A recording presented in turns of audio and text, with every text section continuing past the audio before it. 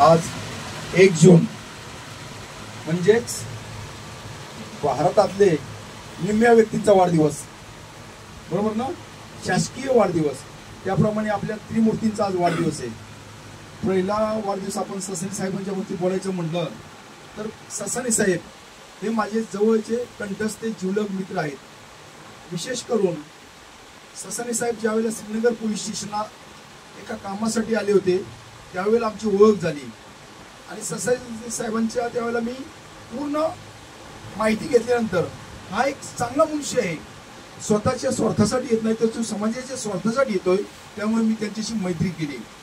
ते त्यांनी स्वतः स्थापन केलेले जेएस म्युझिकचे ते संचालक मी डायरेक्टर आहेत. त्यांनी अनेक गीत, अनेक कथा, अनेक छोटे छोटे फिल्म, गोरमाटीसारखी फिल्म तयार केलेली आहे. विशेष म्हणजे त्यांनी कुठल्याही भारतातले कुठलाही देव सोडला नाही की त्याच्यावर गाणे ठेवले. आणि सर्व जे आपले क्रांतिकारकापासून आंबेडकर, शिवाजी महाराज, डॉक्टर आंबेडकर, शिवाजी महाराज सर्वांवर त्यांनी गीत रचलेले. त्यांनी जे गीत राहिले गाता गाता मरण यावं ते गीत माझ्या माहितीप्रमाणे महाराष्ट्रात 2 नंबरला आलं, बरोबर ना? फिल्म लाईनमध्ये ते गीत बरेच लोक मागत होते विकत, पण ससाणे साहेबांनी ते गीत विकले नाही. का तर ससाणे साहेबांचं म्हणणं आहे की मी माझी जर त्याला विकलो तर मी पुढे ते लावलेलं बांधून जाईल. त्यामुळे त्यांनी ते गीत विकले नाही. ससाणे साहेबांनी अनेक पिक्चरमध्ये, पिक्चरमध्ये काम केलं ना, अनेक पिक्चरमध्ये कामं केलेली आहेत, शॉर्ट फिल्म तयार केली आहेत. त्यांना मोठमोठे ऑफर येतात परंतु ते कधी जात नाहीत. ते जर म्हणतात मी गेलो तर माझ्यासारखे आता शिकू तयार झालेले आहेत, गोपाळ साहेब, लोटकर साहेब, सर्वांसाठी ते इथे राहिले. विशेष म्हणजे ते कधी लोभ करत नाही. त्यांनी एवढं, त्यांच्याकडे काय आहे, फक्त दिल मोठे. आज जे आपण एवढा परिसर बघतोय ते केवळ कशामुळे, त्यांनी घरातलं सोनं नाणं विकून येऊन आमच्या मावशीचं मंगळसूत्र देखील घाण ठेवून हा प्रपंच वाढवलेलं आहे. ते कुणासाठी वाढवलेलं आहे तर तुम्हा आम्हासाठी. त्यांचं एवढं वक्तृत्व चांगलं आहे आणि त्यांनी कथा चांगल्या पद्धतीचे केलेले आहेत. एक तारी भजन पण आहे. म्हणजे कला क्षेत्रातलं कुठलंच त्यांच्याकडे असं नाही की त्या क्षेत्रात.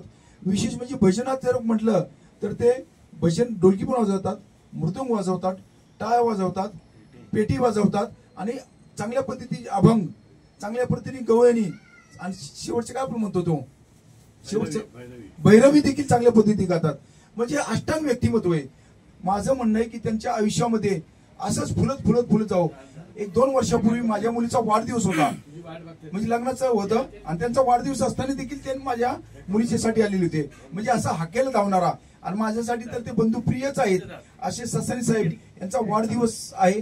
त्यांच्या बाबतीत बोलायचं तर एकच सांगतो की कर्म धर्म कर तुझ्या हाताने, कर्मच येईल बरोबरी, जमीन झुल मला आणि पैसा अडका, सर्वच राहील धर्तीवरी. त्यांना फक्त काही नको, माझ्या समाजाची सेवा, माझ्या राष्ट्राची सेवा आणि ते कुठलाही बळी पडत नाहीत असे थोर पुरुष यांचा आज वाढदिवस आहे. त्यांना तसेच आमचे दुसरे सरकार मूर्ती वनपाल वनमाने, ते पोलीस खात्यातील ठाणे शहरातील नामांकित व्यक्तिमत्व आहे की त्यांना ठाणे शहरामध्ये वनपाल नाव म्हटलं तर 99% लोकांना माहिती आहे. मग त्यांनी भिवंडी सारख्या ठिकाणी नोकरी करावी, ठाणे शहर वाहतूक शाखेत नोकरी केली असं होईल.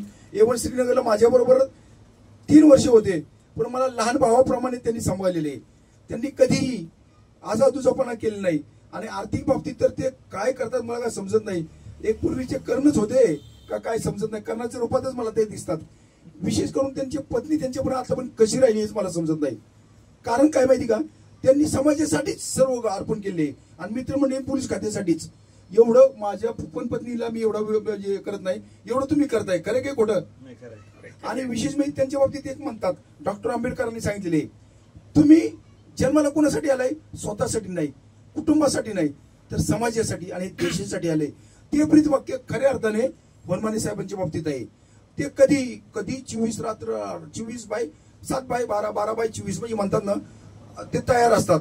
आणि विशेष म्हणजे मला माझ्या मुलाच्या व्यवसायासाठी देखील त्यांनी अशा पद्धतीने मी म्हटलं की मला व्यवसाय करायचा आहे. चांगल्या हॉटेलमध्ये मॅनेजर पदावर डायरेक्ट त्यांनी रुजू केलेलं होतं. चहाचं हॉटेल चालू करून म्हटलं तर त्या ठिकाणी पण लगेच म्हणजे धावणारा व्यक्ती आहे. आणि जीवाला जीव देणारा व्यक्ती असेल तर तो फक्त वनमाने. आमचे दुसरे सत्कार मूर्ती आहेत राजाराम, नावाप्रमाणेच राजाराम आहेत. सर्व ठिकाणी टॉपची पदं बसवलेली आहेत. ठाणे शहरात पण टॉप मध्ये आहेत, शहरात ट्रॅफिक वाचले आहेत. आणि आता श्रीनगरला तर त्यांचं काय म्हणते ते लोखंडाच्या सानिध्यात, परिसराच्या सानिध्यात, सेकंड ट्रिप आहे. हा परिसराच्या सानिध्यात लोखंड आलं तरी त्याचं काय होतं, सोनं होतंय. आता दोघांचं सोनं होत चाललेलंच आहे, खरं खोटं काय आहे ना. असे राजाराम आहेत सानप, ते देखील हुरहुरणारी कलाकार आहेत आणि प्रत्येकाला आदरपूर्वक वागवणार आहेत. अशा त्रिमूर्तींचा आज वाढदिवस आहे. त्या तिघांनाही माझ्याकडून ईश्वरचरणी प्रार्थना आहे की त्यांना भूदंड, निरोगी, दीर्घायुष्य लाभो. तसेच त्यांना शिवनेरीची श्रीमंती, सह्याद्रीची उंची, रायगडाची भव्यता, प्रतापगडची दिव्यता आणि सह्याद्रीची उंची लागो.